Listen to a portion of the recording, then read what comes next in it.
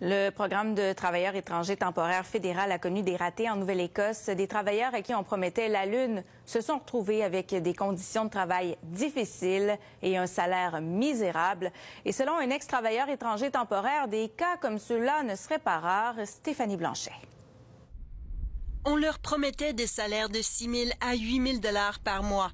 Ils se sont retrouvés dans une usine à poissons à gagner 14 $ de l'heure. 3 travailleurs temporaires venus du Chili se disent lésés. L'histoire révélée par la CBC cette semaine a soulevé un tollé. Pourtant, des cas comme ceux-là sont sans doute plus nombreux qu'on le croit, soutient Noé Arteaga. Je pense qu'il abuse des travailleurs temporaires parce qu'il ne pense pas qu'il va faire valoir ses droits.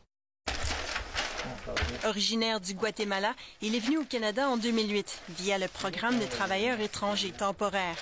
Quand je vois des cas, je dis que ce n'est pas le premier cas. Il y a actuellement 300 000 travailleurs étrangers temporaires au Canada. Noé Arteaga estime que plusieurs travailleurs ne dénoncent pas les abus qu'ils subissent. Mais il y a plein d'histoires qui ne sont jamais passées devant des tribunaux parce que les personnes ne parlent pas anglais ou français. Il explique que ces travailleurs doivent d'abord prouver qu'il y a eu abus. Sinon, en intentant un procès, ils se retrouvent sans emploi, sans argent et doivent quitter le pays. Alors, ils ne peuvent pas rester plus d'une année après pour continuer le procès. C'est comme le procès, ça tombe après que les personnes partent.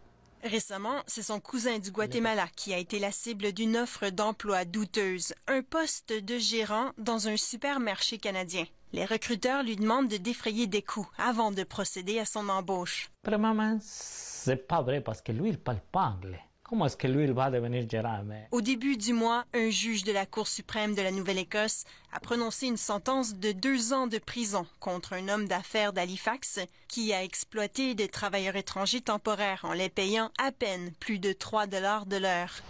Avec cette sentence, le juge a voulu envoyer un message clair aux employeurs canadiens qui songent à exploiter des travailleurs immigrants. Ici Stéphanie Blanchet, Radio-Canada, Halifax.